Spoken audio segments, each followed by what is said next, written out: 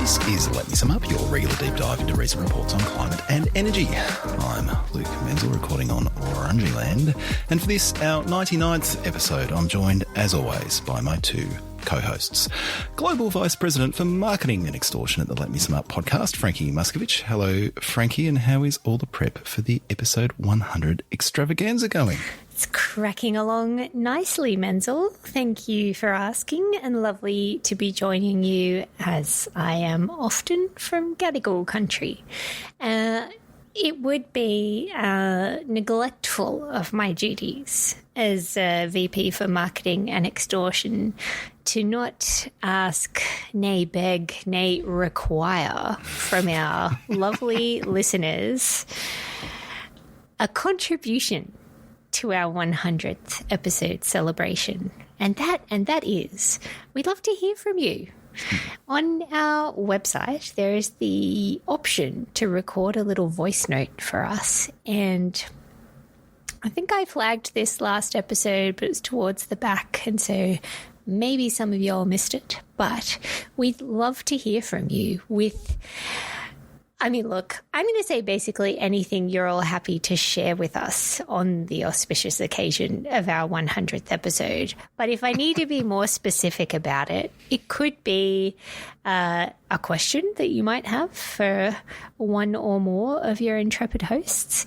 It could be a favourite anecdote related to listening to the podcast or insights it's given you, or really when you think LMSU, what pops into your head, and keep it out of the gutter, guys. I don't know why I added that in. I'm just courting controversy now. Well, perhaps your head is in the gutter, Frankie. Well, that's right, people. No nem/wem romantasy anthropomorphic stories, please. Oh, God.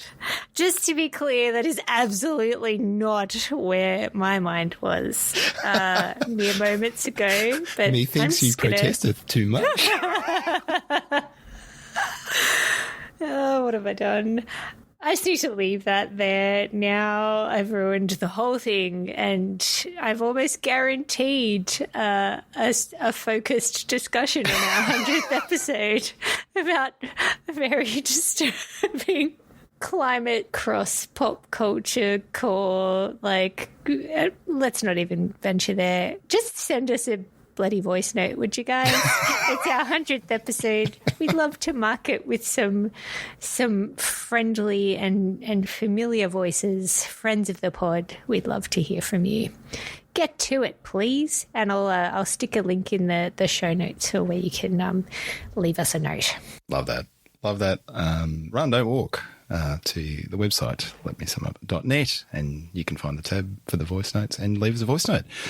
And if that's too hard, I will say we do have an email address, and if you just want to record something on your phone and email it to us, also okay, mailbag@letmesumup.net.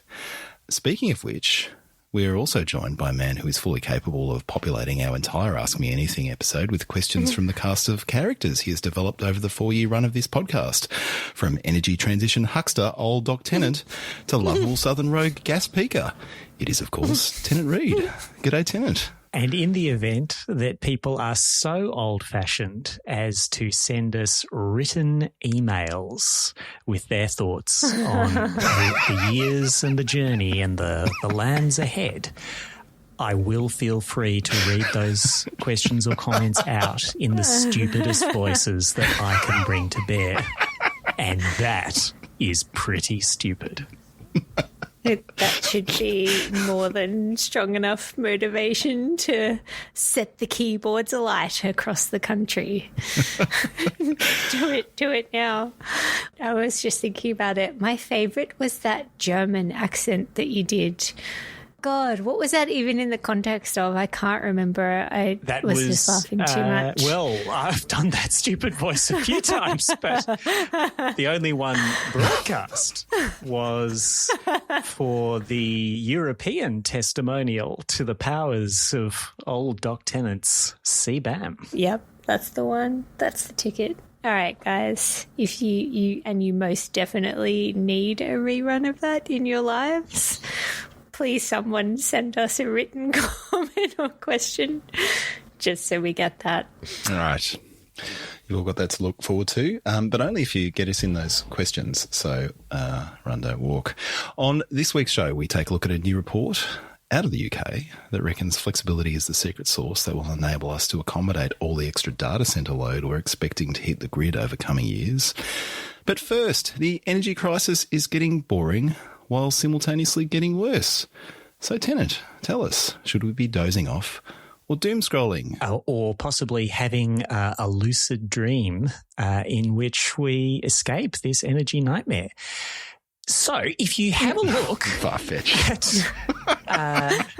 at the best gauges available of are people paying attention to this energy crisis or not, yes, Google search results, you will see that public interest worldwide seems to have gone off something of a cliff over the past few weeks in the face of the baffling lack of definitive activity and the fact that even though oil prices are quite high by recent standards, they are just kind of wibbling around the 100 to 110 US dollar a barrel mark.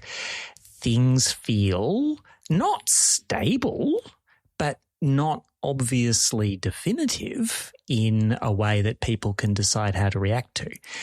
And that's all kind of understandable, but it is definitely true that the situation remains extremely bad and is set to get much, much worse. Certainly unless there is a lasting, durable, effective ship-moving peace in the Middle East. But even if there is such a peace, we're quite a long way into a hole in global oil production, and there will be an extended period in which not just the restoration of regular flows, but the rebuilding of oil inventories and strategic reserves around the world. And all of that will mean abnormal conditions for some time to come. But abnormal conditions would be perfectly fine compared to what may well be coming at us soon.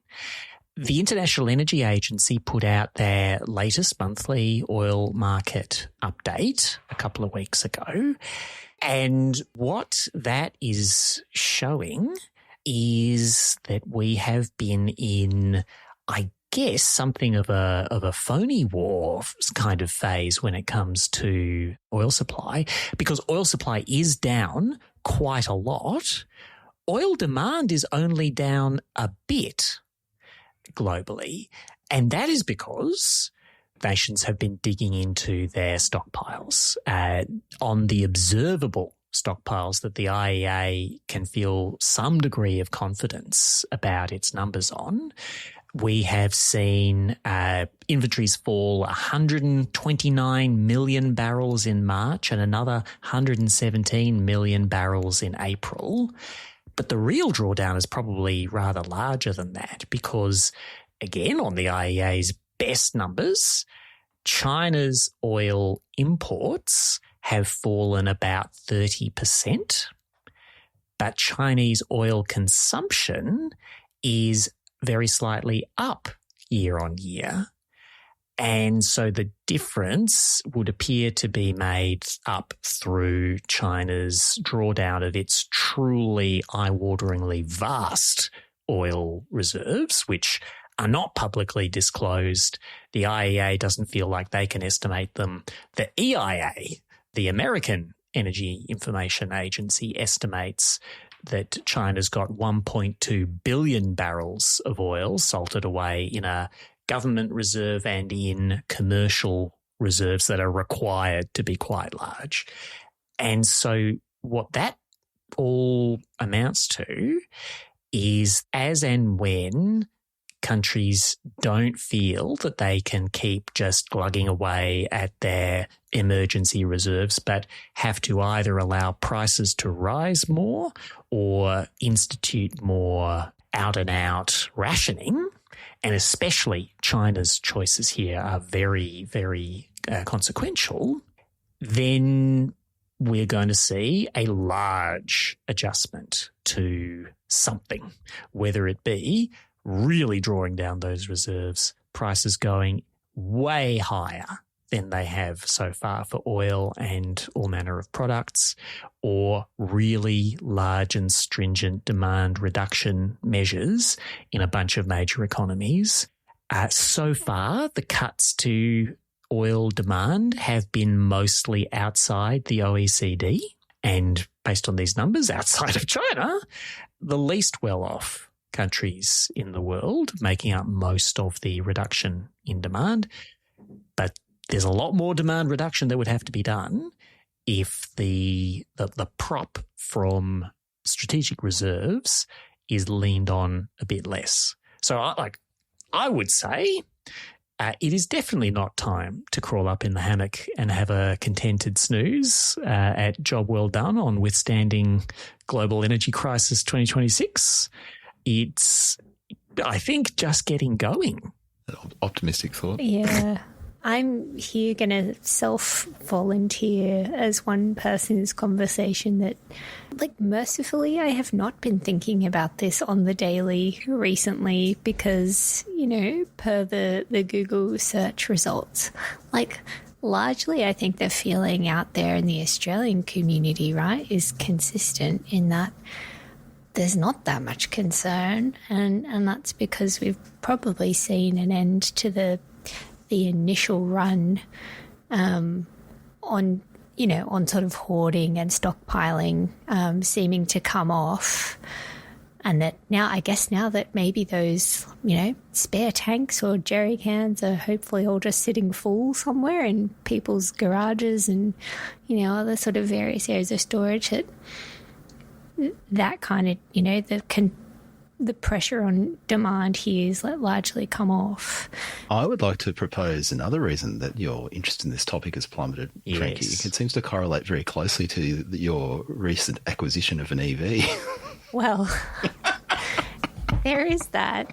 And secure in your ivory chariot. What oil crisis, right. You say, while humming electronically past. Well, I was just not gonna out myself. I was one of those inner city wankers that's taken advantage of the various tax kind of incentives on offer and taken the plunge. But now that you've done that for me, I guess I have to do that. So you're doing your part. Anyway, you are reducing global oil demand. You are the true hero of this podcast. That's correct. Oh, dear God. I have to say, as someone who has been tooling around in a very old 2005, four-wheel drive, yikes, in terms of fuel consumption aligned to camping activities pre-children, which, let's be honest, is a distant memory at this point. It's been very lovely to not have to be queuing up at fuel stations, and I'm actually just astounded at the technology in these things. That's a sidebar. It's altogether too much technology for this intrepid podcast host. I'm still reckoning with all the fun features. But aside from the very obvious and now declared personal angle, I think there is a broad sense, though, in recent times that, the government is on top of this, right? I think there have been, kind of learnings taken from the COVID playbook on regular, the regular updates on where we're sitting in terms of reserves and stockpiles of things. And I know Minister Bowen's sort of been only too keen to point out that we're, probably sort of slightly better off than we've been previously in terms of reserves. So I would contend that most people out there, now that there's not a rush on fuel for sort of personal use in reserves, that the sort of heat's come out of that. And because we're managing to maintain those reserves, it's, it's sort of not something that's top of mind. And let's face it, there's a lot of other pressures on people's daily lives at the moment. that is occupying everyone's thoughts and concerns, like general cost of living pressures. So in a sense, that's not surprising. What is fascinating, though, about what you've just outlined there, T, is like, and I feel like this is sort of increasingly the case across so many topics that we talk about, is how largely China looms in some of this. And maybe that hasn't been front of mind for a lot of people that are not paying very close attention to the global dynamics around some of this and the impact that big players like that have in terms of flow-on impacts to supply chains in the region. And that's also kind of fascinating and maybe somewhat scary to think about how that plays out in the next little while. They're a very big deal. And to your point about the feeling that Australia is and the government is on top of this, it is definitely true that the efforts by the federal government and, you know, working hand in glove with the fuel supply and refining sector have been extremely successful in securing a bunch of extra cargoes of oil and products for Australia. And when I sat in on a briefing last week from Fuel Security Commissioner or coordinator rather for business groups on, you know, how are we going? Well, the next 4 to 6 weeks looked very secure for Australia. The prospect of absolute rationing within Australia had receded significantly.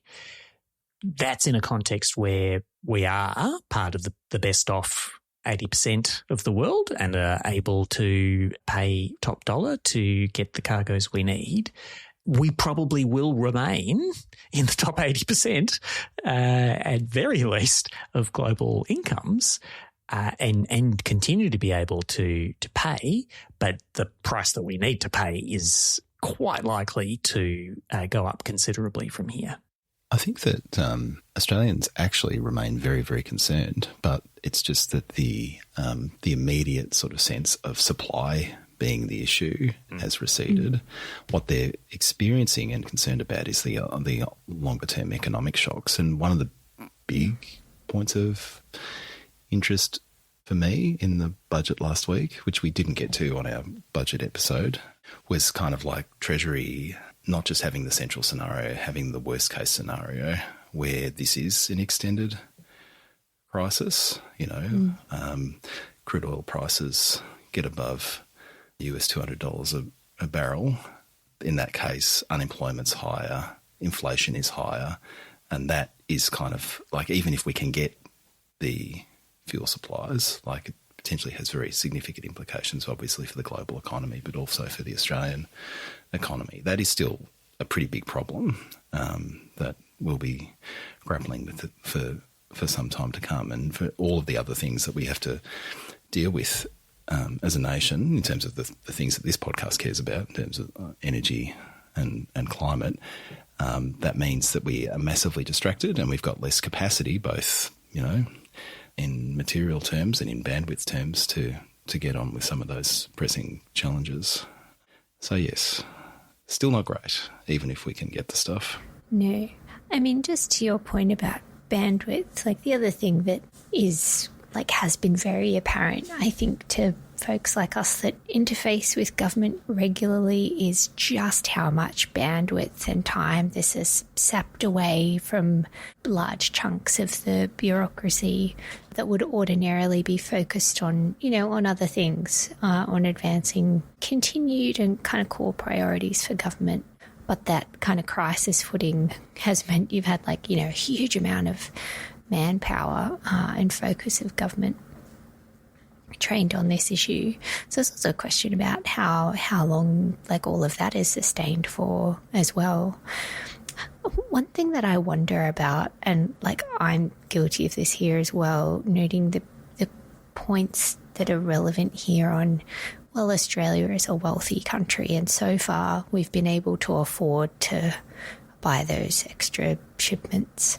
I'd love for us to get some insight into how this is being felt in other countries in our region that might not be quite so, but not be in as quite a fortunate position, because I suspect those narratives also aren't getting huge amounts of traction, like globally, when you read, kind of big news articles like, the US and Iran kind of negotiating stoush, and it takes up much of the air in that context, with various kind of experts weighing in on that. But I think it would be good.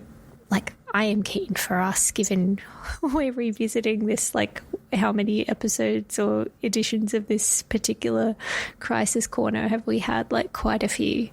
I think we should commit to seeking out some perspectives a little bit more broader in the region the next time we touch on this, because I think it'd be good for us to highlight where this is having, a real and kind of demonstrable impact today. Because I think that doesn't it throw up questions or sort of thoughts about what role Australia can play in the region as well, in terms of supporting our neighbours through the next phase of things, if things were to get hairier than they are at the moment. Absolutely. And on international experience, there's a great piece in this week's Economist with some impacts and reactions from across Asia, the most photogenic of which is the snack maker in Japan, who has switched over their crispy, crunchy snacks to black and white packaging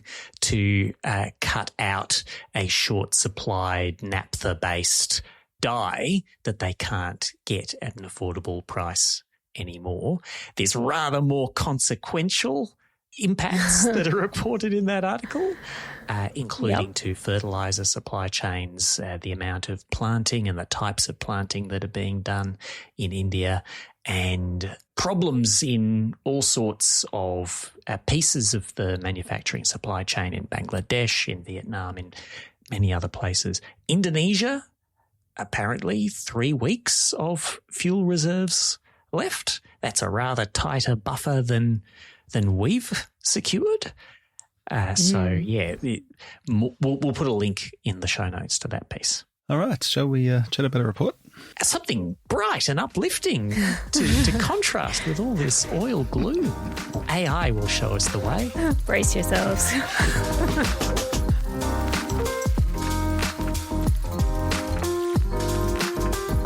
The proliferation of data centres to accommodate generative AI is causing headaches for energy system policymakers, planners and operators right around the world. To date, debate over the challenges of accommodating all this new load has largely focused on constraints around generation and grid capacity. But what if data centres had a superpower that made it much easier to host them, the ability to flex in real time to support the electricity systems they are connected to? That is the vision championed by a new paper out of the UK titled Power Flexible AI Factories, a UK first demonstration of grid-responsive AI infrastructure. In it, the authors spruik the outcomes of a recent trial that tested a new data centre's ability to act as a grid-responsive asset, able to dynamically drop load to support the system during spikes in demand or major generator outages. Frankie, it is probably useful to note that the authors of this paper are very much on team data centre, but the capabilities tested here are pretty interesting. What did you make of it? This is a super interesting paper, and I suspect it'll go on to be referred to globally as a key kind of moment or test case for some capability that's, I think, being widely discussed.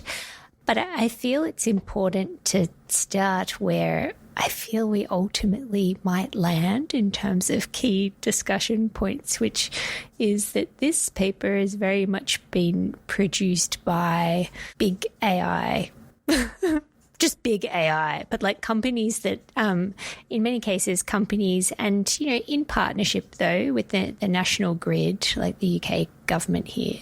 But to be clear about it, companies that very much have a vested interest in demonstrating the upside of some of the smarts that's been tested in this paper. And I think that single thing is probably at the heart of like some of the both kind of pros and really interesting things about this paper, but also where I would see the very severe or just where the limitations are in terms of what's taken on or not taken on in this paper for a look. So to put the most negative possible spin on this, and I'm not going to be exclusively negative in this discussion, and I don't even think I'll agree entirely with the spin I'm about to put.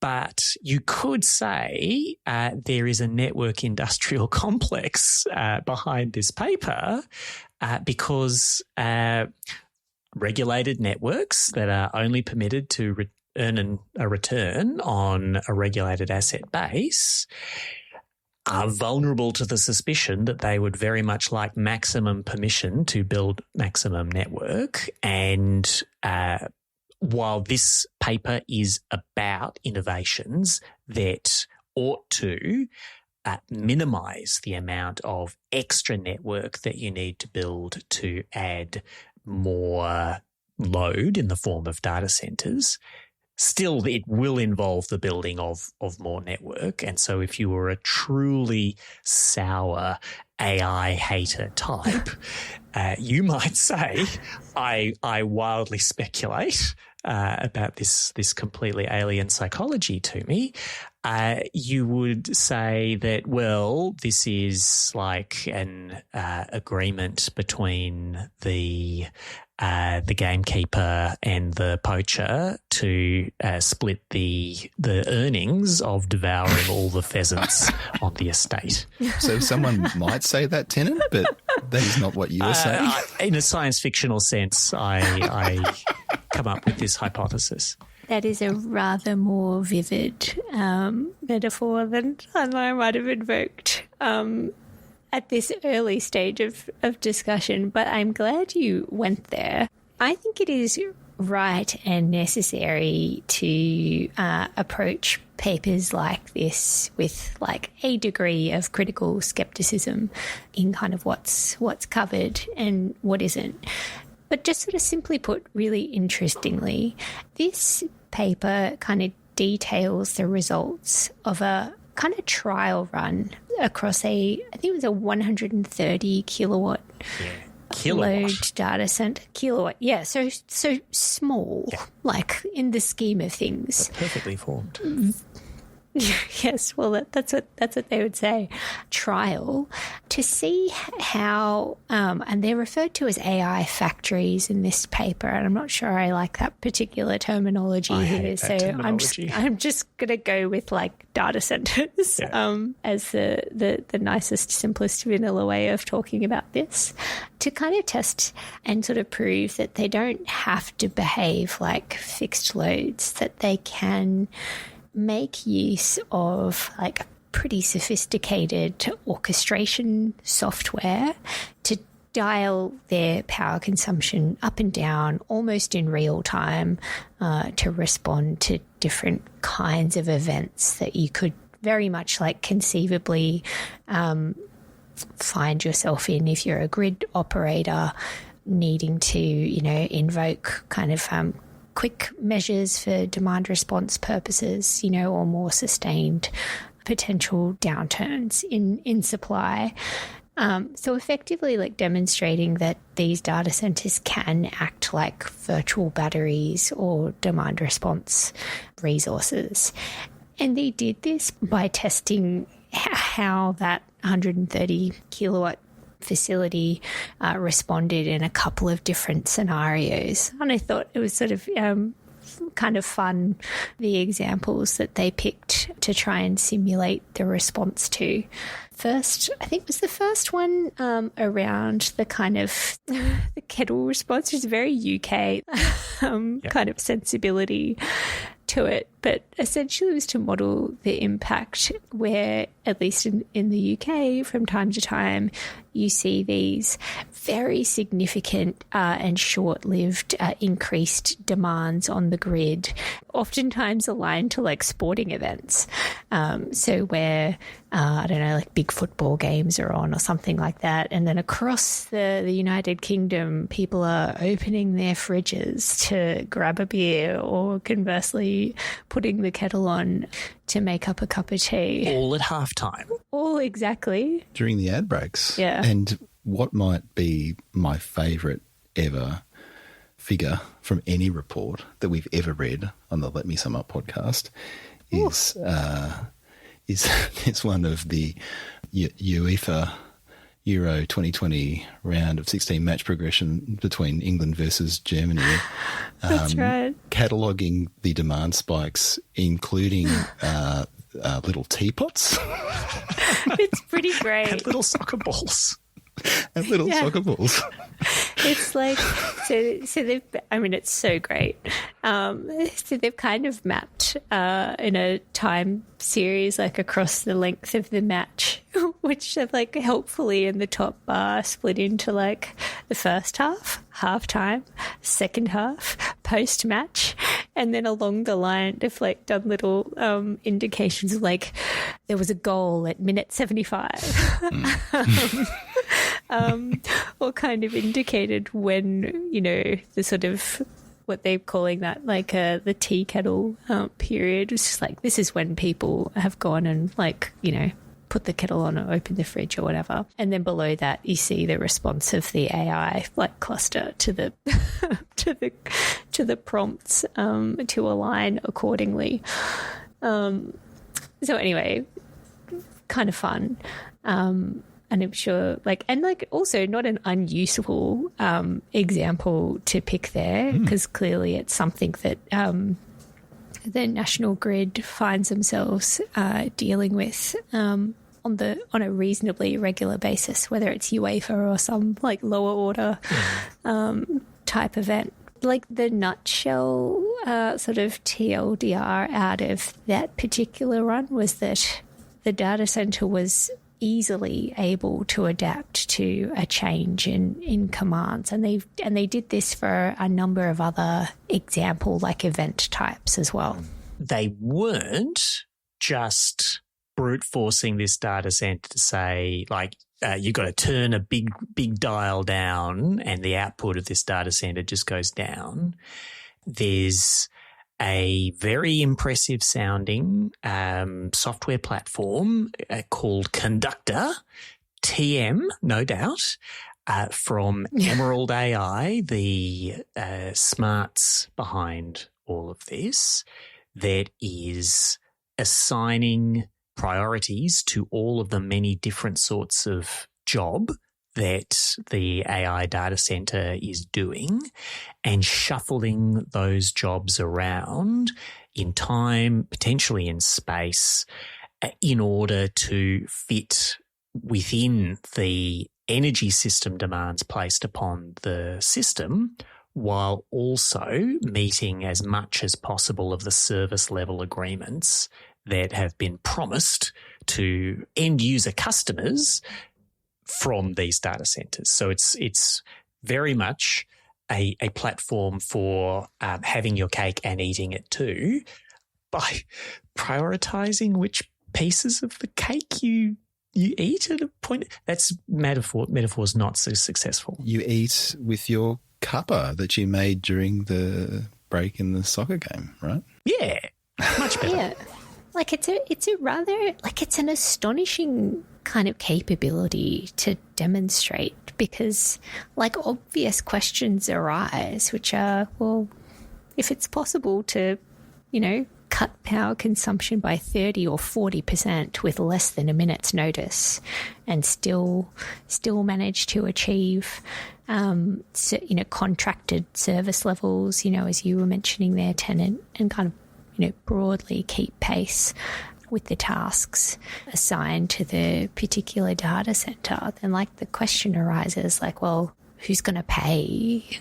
Like, and how do you fund ongoing, like the regular delivery of like what we know what's a very powerful capability, right? Because it all comes down to ultimately like these businesses' ability to create an economic advantage and competitiveness for their offering versus others. So like you need to think about the system in which like that capability would have to exist, right? And there's specific ideas that they present in an extremely brief way for how you incentivize or reward or require this flexibility to be demonstrated. But the larger context in which they're doing it, like they are fairly explicit about this, is that there is a risk that data centers don't get built or at least permitted at all because of fears about how much they're going to raise peak demand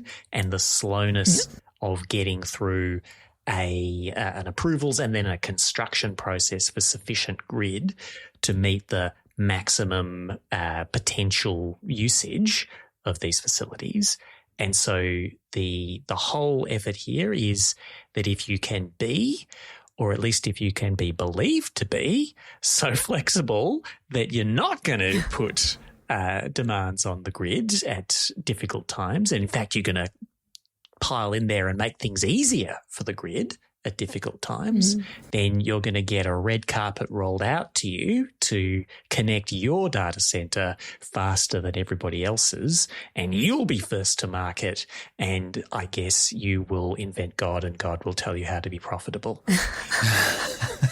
And that I think there is the crux of my, like, the main criticism I think I would have about this paper, because like they're at pains to, and like for obvious reasons, kind of be presenting this as actually data centers are the solution, not the problem to the, you know, the challenges kind of facing us.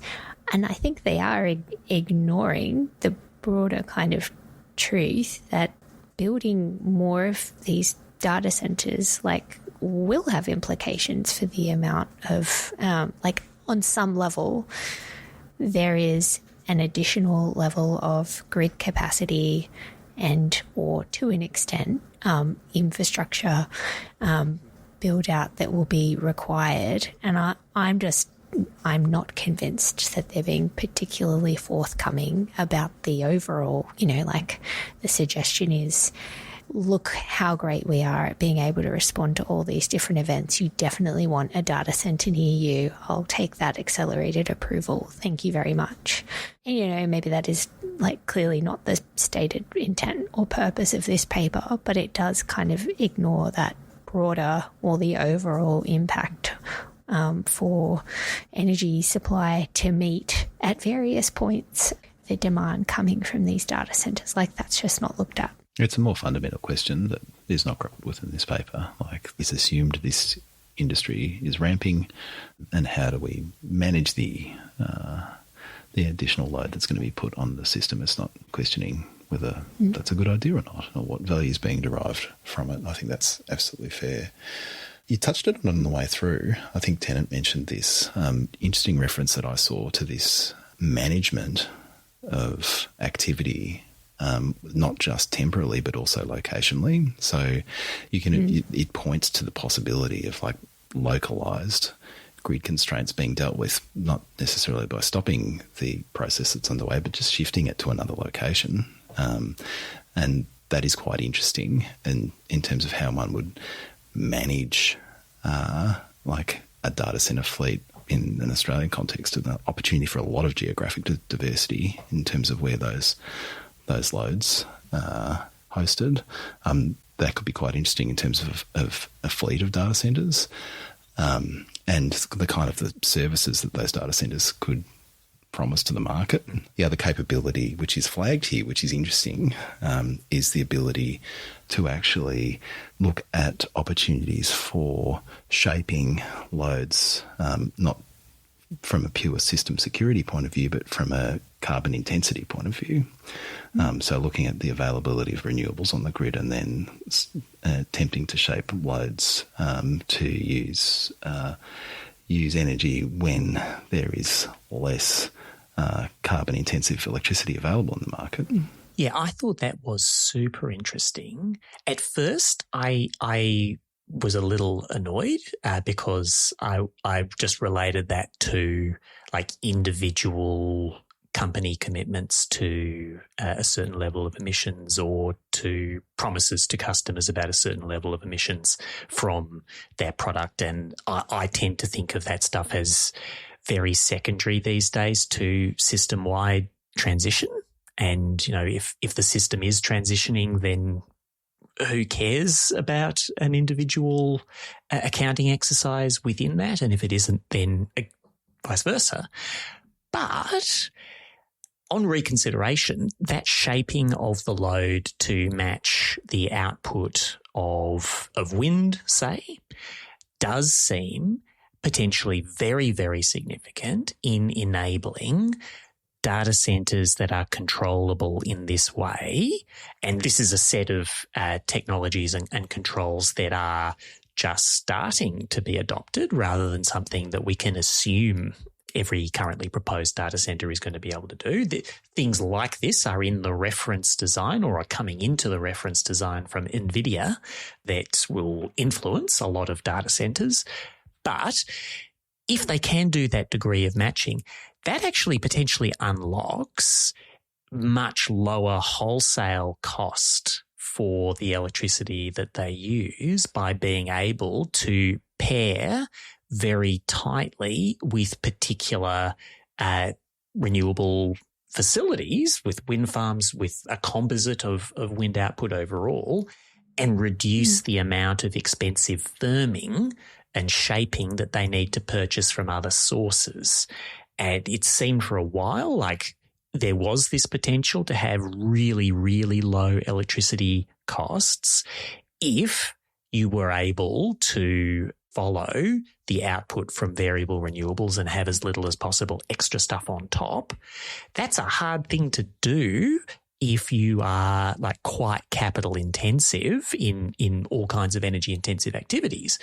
But this shuffling around of work so as to be able to be quite flexible looks as if it could lop a lot off those costs. And that's not just good for the data centers, that's good for renewables developers trying to get sufficient firm contracts, financial contracts to underpin the development of a lot more renewable capacity. So it's very interesting. That's honestly one of the things in this paper that got me the most kind of excited and optimistic because I think this feels like the first documentation of a real world example of the claim that's been made in the very early stages of this industry that like AI will be good for the energy transition and all these kind of conceptual ideas and contributions that have been articulated. But I think it's really exciting to see the potential shape up for like just to kind of extend that thinking a little further to then like the actual contracts that a data center owner might strike with developers of renewables projects so that the usage across a portfolio, say, of data centers could be matched to a portfolio of investments or PPAs or deals with renewable energy and storage generators that you could start to match those things more broadly. If not, then more broadly aligned to the grid. But they are there's a lot of, there are big numbers out there in pipelines, and I know we've talked a lot about that on this podcast to date. So maybe the question still in my mind is like whether and how much of this is actually going to take off, like in reality, and therefore, these outfits kind of are driving the market for development and starting to take away some of that longer term uncertainty we've seen creep in for off-takes of renewables. And I'm saying that particularly with the Australian context in mind, with, extensions of coal-fired power stations starting to figure into that. Well, that's where some of the work that's been underway in a local context is really interesting. You look at the expectations of data centres and AI infrastructure developers that governments have been working on, like it goes to, sourcing renewable generation. It goes to covering the cost of any necessary grid augmentation. It goes to the efficiency of the data centres and that being best practice, but it also goes to this flexibility piece and the way that ministers have come in behind that. Not all ministers, to note. Queensland often, playing its own game off on the side when it comes to these sorts of conversations, and it is on this occasion, but other ministers around the Energy and Climate Change Ministerial Council have agreed that additional renewable generation and firming like data centres should be required to source that to offset that new load. In that context where there is that expectation, the flexibility part of this potentially becomes really material to the conversation, and thinking about those as an integrated agreement that data centres can land where they can manage those requirements by understanding the flexibility that they feel comfortable providing in terms of their own business practices. So there could be sort of a baked-in incentive to kind of lean into the flexibility to manage those costs that are being imposed by governments that are requiring data centres to pay their way. Yeah, I think that's right. And it is important that, so there's still a process in front of us where these expectations will be translated into some sort of policy with some degree of bindingness. I believe that the Australian Energy Market Commission is off with its thinking cap on to come up with options for consideration in this space. It's really important that you've got to bring new energy resources to market to meet the additional needs that you're bringing component of this, and you've got to offer flexibility to the system and minimise impact on peak load, that those two pieces talk to each other. Because if a facility is able to flex in the very exciting ways that this study points to, they won't need as much, they won't be bringing as much peak demand. They won't, you wouldn't want to make them contract for a redundant amount of gas peaker capacity or just cap contracts when they have the ability to self-manage a significant portion of what they would need there. So, yeah, just making those different pieces of the ask make sense together is sensible. There were those policy suggestions in the paper. They're very much about the UK context, but may have some relevance to Australia. There was the proposal that there be a non-firm connection status available to data centres if they chose it, so that they weren't guaranteed full supply and the grid operator didn't have to assume that their full demand would be there in all contingencies. There was ensuring adequate rewards in a flexibility market at the wholesale energy level. And there was some kind of variable network tariff to incentivise flexibility in demands on the transmission grid. I think you could point to bits and pieces of the Australian context that could solve those things. Being a scheduled load might be a part of the answer here for a data centre. And there is a wholesale demand response mechanism in Australia, which people involved in that would be very excited if suddenly multi-gigawatt lumps of data centres were being added to its somewhat paltry existing statistics. It's the network tariff bit that I'm most confused about how to realise here. Yeah, I agree kind of all the ingredients seem to be there. But at the end of the day, you kind of do need to come back to, well, these are for-profit businesses, and also like it's highly, these are like early stage, highly competitive. Everyone's figuring out actually what the ultimate value proposition and monetization of all this technology kind of looks like. So this has got to stack up for these projects. So it feels like, and I know like on a one hand you could say one, not critique, but like a limitation of the study was that it was a very small scale trial. Like I think you would need to start to want to see larger scale tests of this and some, assumptions and theory applied around, well, so with a non-firm access agreement, presumably shouldn't allow them to be treated as being able to just run in a kind of dumb way where, if there was no smarts applied to it, that they could just drain that energy from the grid. Like, I don't think you could allow for that, because if it was allowed, it'd be exploited almost certainly, and then you're in a world of pain. But just, what are the combinations of these different strategies look like in a way that sees, obviously, the company kind of happy to engage in it, but so that consumers, the grid, national infrastructure, like overall, we're better off. I'll just mention one other limitation of this study, or another aspect of the same limitation of its limited scale and scope, which is that as far as I could read the paper, all of the AI loads that were involved were training models rather than running inference to provide AI services.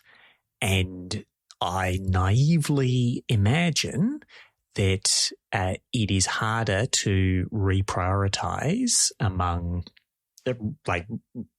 mostly real-time demands for services than it is to reshuffle the priority of different training exercises, some of which have tight time constraints and some of which don't. And so training will remain a significant load or area of work in AI, I guess. But inference is like the running of models to deliver services is, if this is ever going to go anywhere really, really real commercially, going to be the bulk of the work that is done. So it would be nice to show how much flex there is with that before we get completely relaxed about peak energy demand issues. And also the balance of those different activities across different locations potentially as well. Yeah. And so how they play together, perhaps where there aren't grid constraints or there aren't issues on the system, that's where the inference takes place. And where there are, it's much easier to drop. You can imagine they quoted, all of this was achieved with a 98 to 99% uptime, which might only be achievable when you're doing when you're modulating activity around training, where it's actually not the end of the world if it gets deferred. Those kind of results might lower a little bit if you mix in the inference. But I agree, it'd be really important to think about how those two things interact together. I don't have a real sense of, given these were effectively like fake workloads assigned based on fake what teapots. The operators exactly. Fake work, simulated teapots. But Sure. the contention was that it was like representative. But the question is is it representative of the whole industry? And this is like probably a point of naivete on my part, but different AIs are being known for different things initially and things like that. And part of that is probably ultimately angling towards what is the most kind of value-adding, attractive, commercially, kind of successful model of AI looks like. And you probably reasonably assume that the profile of activities across different AI companies and therefore like maybe like all the data centers would be similar, but I don't know that you could start with that assumption necessarily. Like I think you'd want to work through that too. I mean, not to kind of repeat one of our oft quoted things, but like more research, more trial required. Like a practical question though, like given, you know, this was sort of a very small in scale, tightly controlled thing. Like I imagine exercising a large scale trial of this kind of thing would be a very expensive, potentially, undertaking to do anyway. Like that might explain away why this was designed the way it was. Like, do you feel like maybe the only opportunity you would get to run a rather more large-scale version of this is maybe when new data centers are coming online for the first, like, you know, like you've got effectively unallocated, about to be allocated resourcing that you could put towards some of this. Like, I wonder, would there be concerns in being able to run large-scale trials of this before you'd seek to implement any kind of model? Well, they do have a reference towards the end of the paper around, you know, learnings from this process being integrated into in NVIDIA's DSX Omniverse reference design for gigascale AI factories. I just wanted to say that. But the substantive point is that the vision is that NVIDIA's partners, you know, and NVIDIA, the leading chip maker for the GPUs that are certainly powering the vast bulk of AI activity in the West, can adopt these capabilities as a standard feature. And I suppose that is the dream, right? That ultimately this just becomes BAU and sort of integrated into the stack of technology that is being rolled out to the data centers that are being built right around the world. I think from an Australian policymaker perspective, one of the challenges, and this is, I guess, one of the things that AMC is no doubt scratching its head around, is how to define what we're sort of optimising for, like from an objective point of view, at a time when this is pretty, like certainly this very advanced flexibility, capability is pretty nascent.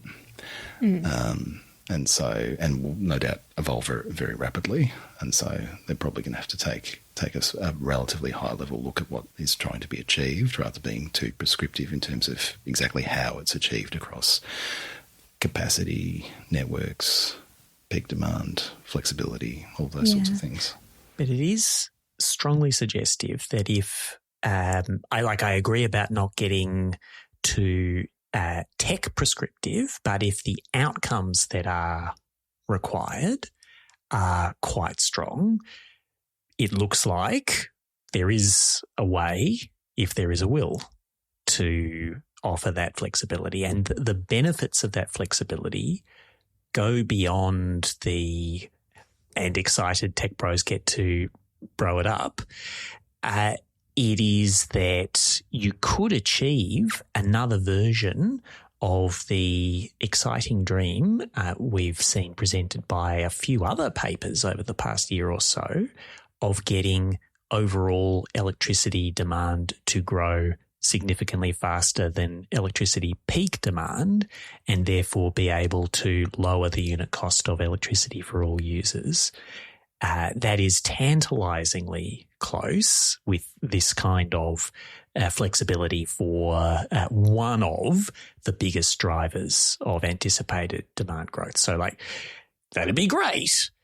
You've just got to do it, and to get it done, you've got to provide either a strong motivation or no other possible choice. Before we wrap this chat up, the other really important kind of considerations that aren't covered in this paper, not necessarily a criticism, but it does need to be looked at in the balance of how quickly and how many of these things are approved and kind of take off. And that is like the water consumption element of this, because and I like...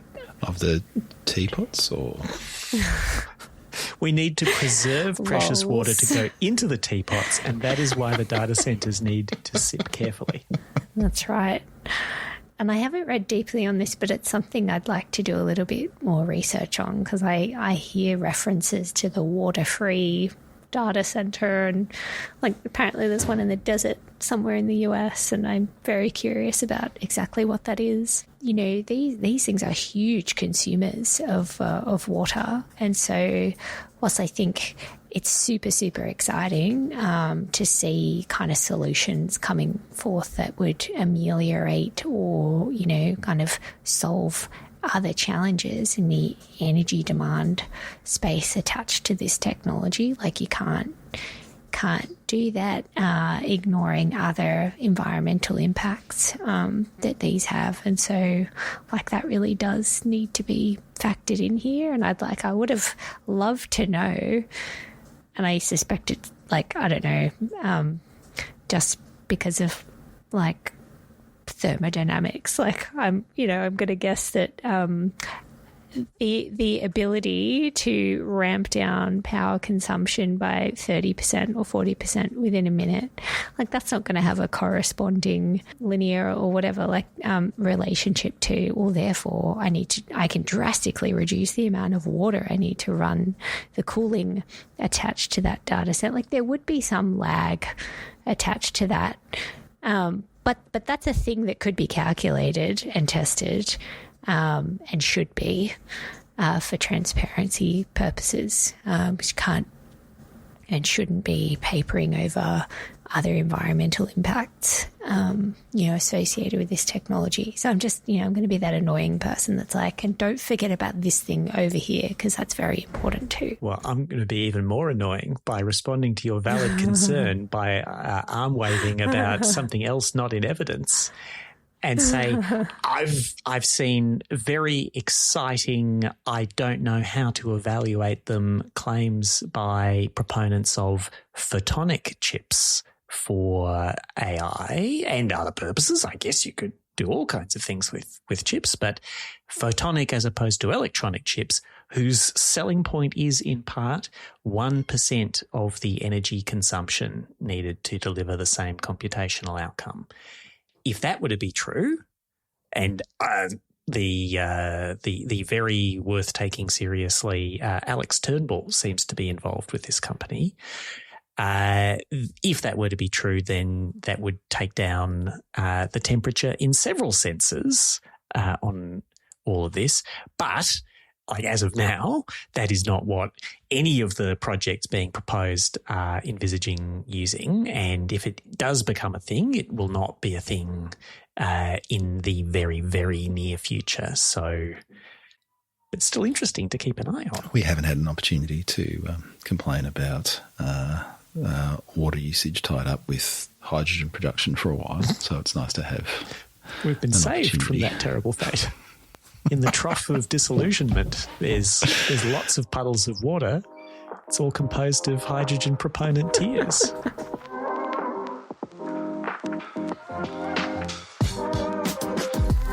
As always, we close out the show with one more thing in which we all share something that is currently captivating our attention. Frankie, what have you got? I wanted to bring forth a little nugget of insight from our episode where we did a little roundup of the federal budget last week, because I know we had that behind the paywall. But this was something that was tantalisingly kind of referred to in Budget Paper 1,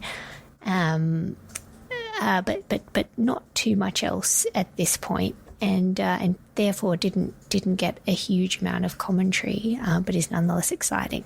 And that is that there's been some reference made to the government consulting on and looking to implement a quote-unquote market mechanism to drive demand for low-carbon liquid fuels, which is very exciting. So obviously in the Future Made in Australia kind of overarching policy package, we've got some very big piles of dosh available in the form of production tax credits for various things. But I think the kind of well acknowledged and understood kind of gap in the policy suite to now is like, well, what are the concrete mechanisms in place to drive demand for these things? We'll start to firm up the investment case and, you know, project pipelines for this stuff to actually happen. And in the low carbon liquid fuel space, there's obviously like maybe the most amount of kind of concentrated interest and, you know, potential for stuff to be paid for in sustainable aviation fuel. Like you could see where the market might head initially, but, you know, depending on how something is designed, it could apply more broadly across different low carbon liquid fuels. Like you could apply carbon intensities across that. Like, you know, I think there's just sort of a really interesting universe of different design options that could see you allowing stuff like renewable diesel or just, you know, other things in the mix alongside SAF. And that will be very interesting to watch out for. Like it's been noted in the budget papers, so at some point we should expect to see a little more about that. Very exciting. Thanks, Frankie. Tennant, what have you got?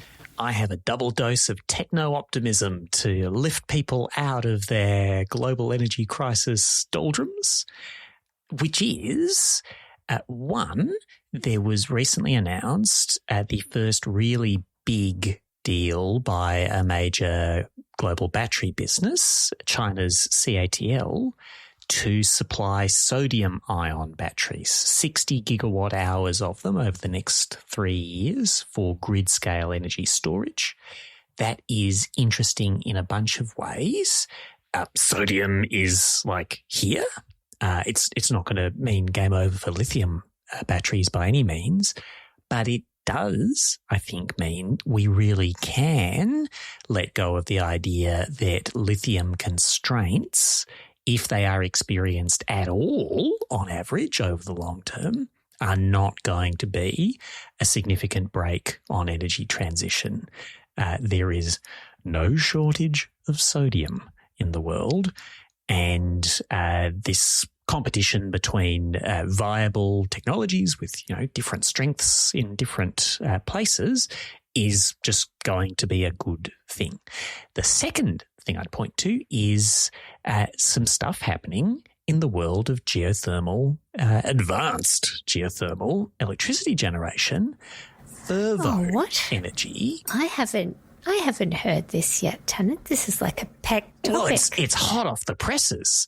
Just in the last few days, there's been an initial public offering from Fervo, the most exciting of the advanced geothermal businesses. This startup has raised $1.89 billion and had a 33% market pop on the NASDAQ, valuing the whole company at north of $10 billion. I mean, that's all very exciting for stock market-y type people. What it means is that this geothermal business will have the capital that it needs to get its first few hundred megawatts of commercial generation going, starting in Utah, where they intend to have and have the cash now to have a 500 megawatt scale plant up and running, at least in its first full stage, by the end of this year. So for those of us waiting to see if geothermal really will be a thing this time, well, it's taken one bold financial step along the path, and we will get some data to look at in due course. That is exciting. I feel more optimistic, and I'm going to pile on. Also, just giving a tantalising glimpse of the budget breakdown episode behind the LMSU paywall, because we were noting that there was a bit of discussion of energy security in the old budget documents, but largely through the context of securing liquid fuels, investments in storage and the like. a little bit of garnish on electrification, a very cute idea which caught our imaginations around electrifying Australia Post's vehicle fleet, which was fun.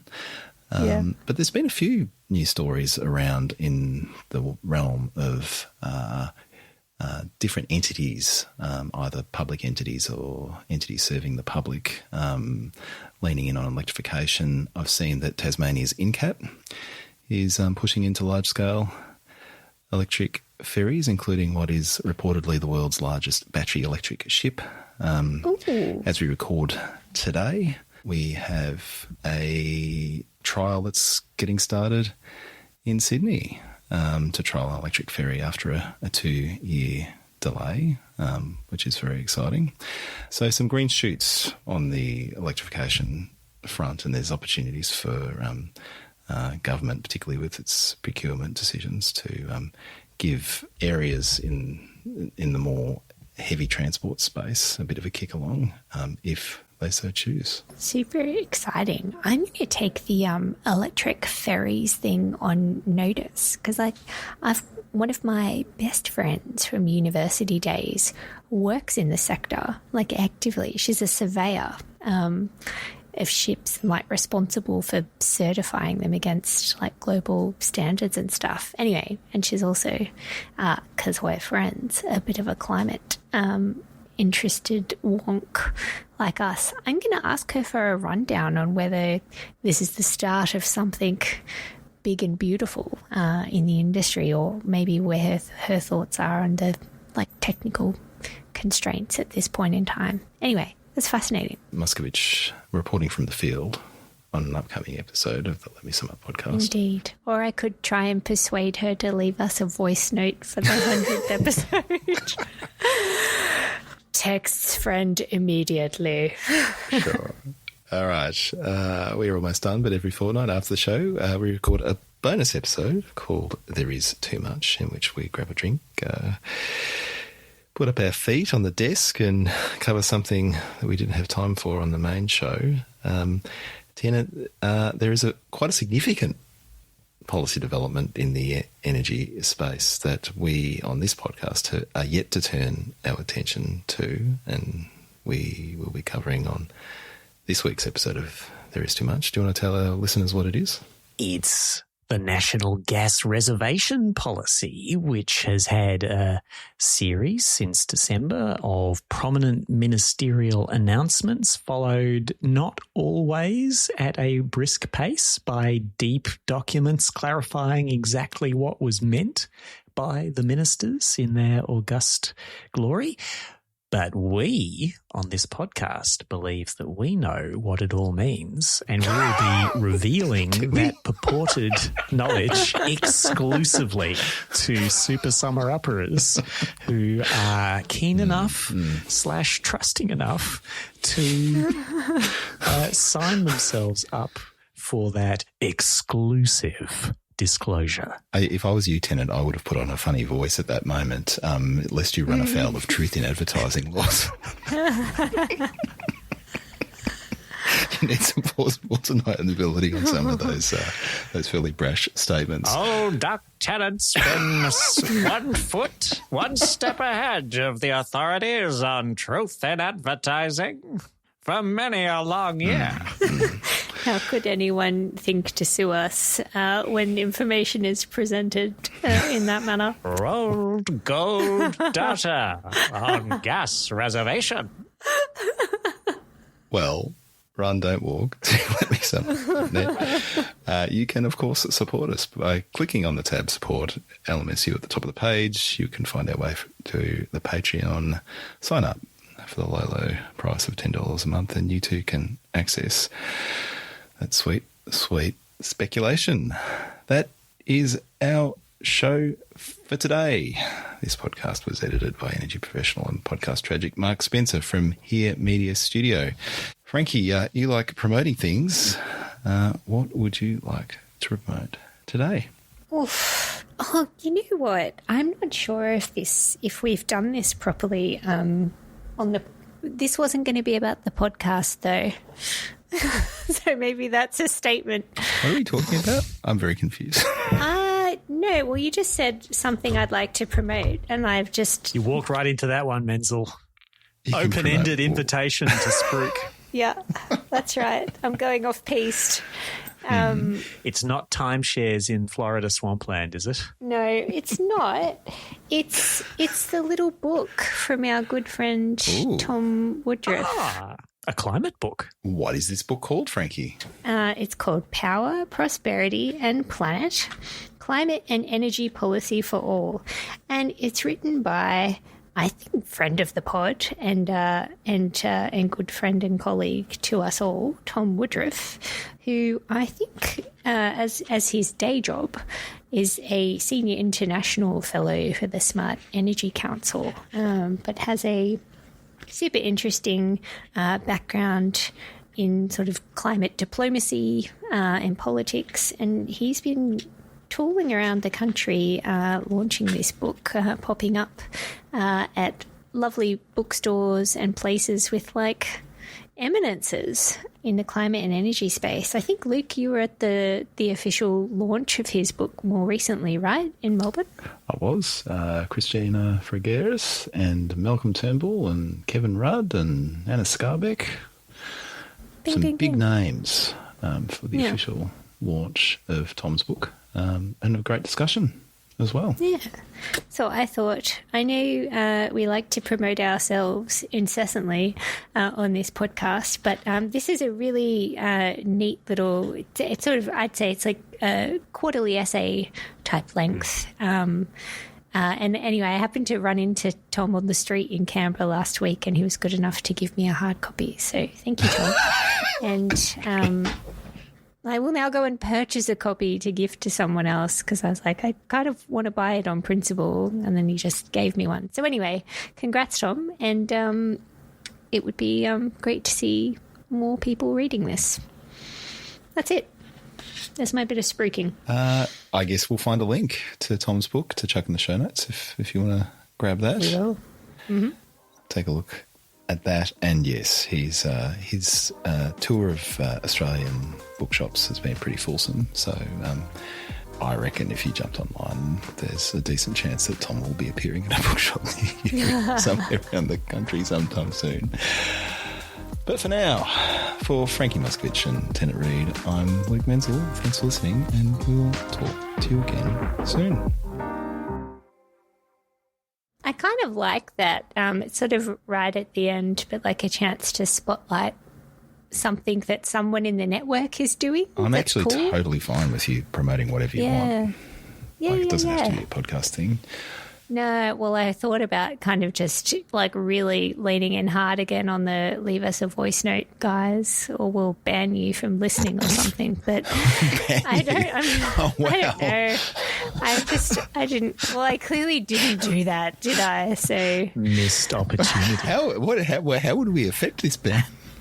yeah. Well, Just grab people's I don't- phones and delete our podcast from their podcast player. I don't know. AI orchestration software, surely. You and Tom will show up at people's houses. You'll grab their phone and delete the podcast app, and Tom will stand there and watch them while they take the phone back and place an order for his book. Almost certainly. What could possibly go wrong?